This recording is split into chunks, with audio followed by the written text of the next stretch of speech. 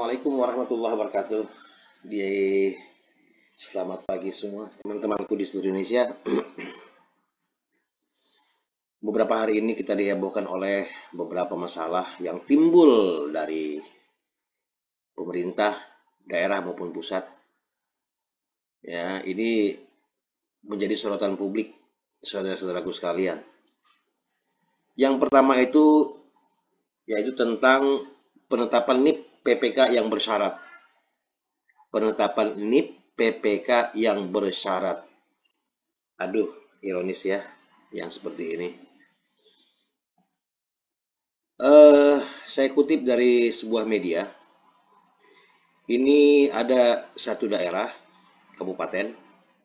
Mungkin ini hanya satu saja yang muncul. Mungkin banyak di daerah lain atau kabupaten kota lain. Permasalahan ini muncul ya. Jadi orang perorangan namanya perjanjiankan secara hukum orang per orang, yang mengikat itu orang per orang ucapnya. Artinya ini dibuat surat perjanjian. Surat perjanjiannya apa? Tidak menuntut gaji. sebagai aparatur sipil negara boleh menerima SK tapi tidak menuntut gaji. Tuh di suatu daerah, satu kabupaten ya.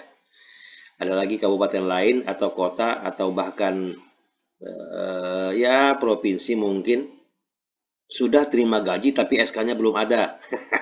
Ini ya, aneh-aneh aja ini. Ya, aduh ya Allah ya Tuhan. Lanjut. Di sini dikatakan, ia di sini adalah pemerintah setempat ya. Mengatakan tak ada anggarannya. Tak ada anggarannya tersebut dikarenakan ada miskomunikasi antara Pemkab dengan kementerian. Nah, pemerintah kabupaten dan kementerian ya. Ini saya ambil dari kabar Banten. Kapan itu? Nih, tanggal 15. Tanggal 15. Nih. Saya nih lihat, ini Jumat 15 Agustus 2022. Hari ini ya. Jadi ini kabar ini ironis sekali Bapak Ibu sekalian ya. Ya, itu tidak perlu terjadi sebenarnya. Ya, diatasilah yang model gitu. Ini aparatur sipil negara, ini kita tes sama dengan modelnya dengan sistem cat. Ya, tapi begitu lulus alibinya tidak ada anggaran atau ada miskomunikasi antara Pemkab dengan kementerian. Nah, ini ngaco banget ya Allah ya Tuhan, masa itu SDM kayak begitu. Ya, janganlah. Ini perhatian buat kita semua. Catatan, ada miskomunikasi antara pemerintah pusat dan daerah. Alibinya seperti itu. Ini dari dulu kayak gini. Kalau ada masalah, pusat dan daerah saling tuding. Ya, entah seperti apa ini pemerintah masih berlaku seperti ini modelnya.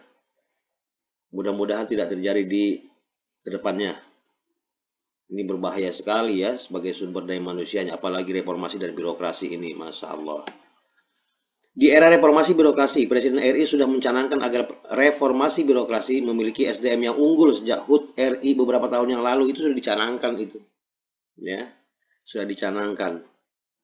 Kemudian pemerintah pusat dan daerah tidak boleh bermain drama saling tuding, mau dikemanakan wibawa birokrasi negeri ini.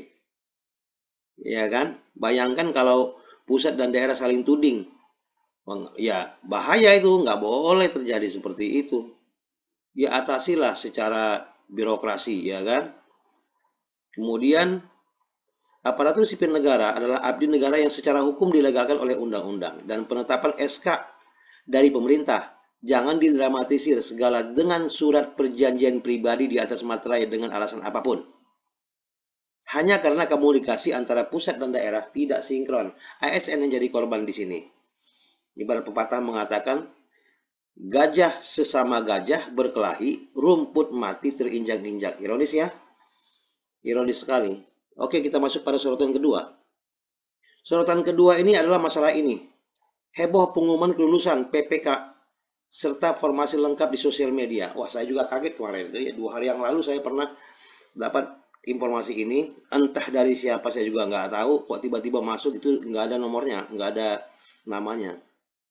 Ini kata pengumuman resmi nggak bang? Saya lihat, waduh.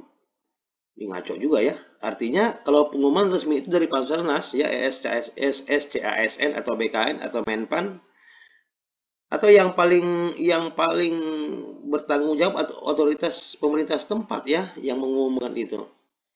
Ya, seperti BKPSDM mungkin ya kan, seperti itu mengumumkan. Ini bukan selebaran. Tidak ada legalitasnya, tidak ada.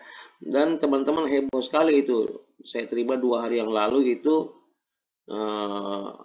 form itu sudah tercatat ya, itu sepertinya lengkap sekali ya, tapi saya yakin itu masih mentah. Ya, saya yakin sekali masih mentah itu. Makanya saya tidak pernah share. Begitu saya lihat, wah ada juga yang nge-share ternyata ya. Yang seperti itu kan sensitif ya. Saya tidak share begitu. Maka saya ambil sorotan sebagai sorotan saja. Nah, ini salah satu contoh-contohnya saja.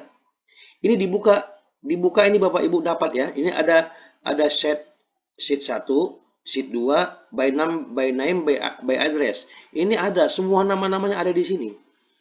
Ya Bapak Ibu sekalian ya. Saya heran sekali ini kok data ini bisa muncul ke permukaan ya, muncul ke permukaan. Ya heboh yang merasa ikut P1, yang merasa P2 ya kan. Ya ini kan merasa gembira, udah teriak, jangan-jangan udah potong ayam lagi ya hajatan ya kan. Ya. Kasihan sekali ya.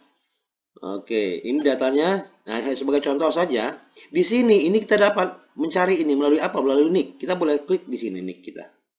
Nanti muncul di sini bagi peserta. Kalau ada, kalau enggak. Gitu kan?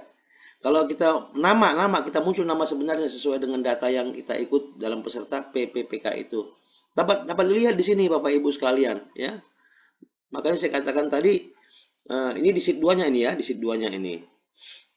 Ini mengerikan sekali, data-data seperti ini bocor ke permukaan, kemudian dilalap oleh semua peserta, ya kan? Yang merasa dia ikut P1, P2 yang tidak mendapatkan informasi segala macam. Loh, kok tiba-tiba saya ada? Kok saya nggak ada? Kok saya nggak bisa cara bukanya gimana? Ya, wah pokoknya ribut-ribut sekali ya.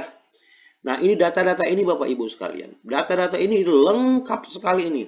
Nomor induknya, nomor induk keluarga ini, nomor induk KTP-nya ya. Kemudian tempat formasinya lengkap sekali. Ini sengaja saya haluskan seperti ini biar tidak terbaca. Saya ragu, saya takut nanti kalau saya dikatakan menyebar hoax lagi ya kan. Tapi kenyataannya ini ada di lapangan. Bapak Ibu sekalian, ini mengerikan ya, hati-hati sekali. Nah, data ini tidak valid, saya yakin tidak valid. Masih mentah. Oke, Bapak Ibu sekalian ya. Ini sorotan yang kedua tadi yang saya munculkan. Ini bisa dibuka. Dia sudah beredar dan saya yakin tidak akan bisa dimusnahkan lagi. Ini antisipasi aja bahwa itu adalah sebenarnya boleh dikatakan 100% hoax. Karena apa? Karena catatan di sini saya catat bahwa yang pertama, data Panselnas anggap saja bocor lah ya. Sebab nyatanya sudah beredar lengkap semuanya sesuai tapi masih mentah. Nah, ini catatan saya ini. Yakin saya masih mentah. Ya, tapi sudah bocor gitu kan. Karena belum diolah. Kemudian Mendikbudristek RI menyangkal dan data itu tidak resmi. Betul. Saya kutip dari Kemendikbudristek, belum ada penempatan guru lulus PG. Jangan sebar data yang tidak jelas. Itu betul sekali ya. Nah, jadi saya ambil dari JPNN kapan nih? Kamis 4 Agustus kemarin berita ini ya. Nah, ini sudah dinyatakan data itu tidak jelas. Oke Bapak Ibu sekalian. Tapi yang sudah merasa ini ya yakin optimis sajalah ya. Pokoknya apapun yang terjadi ya optimis saya yakin. Ya, sampai 2026 sesuai dengan rencana pemerintah, insya Allah tenaga honor itu seluruhnya diangkat menjadi aparatur sipil negara. Amin ya rabbal alamin. Oke Bapak Ibu sekalian.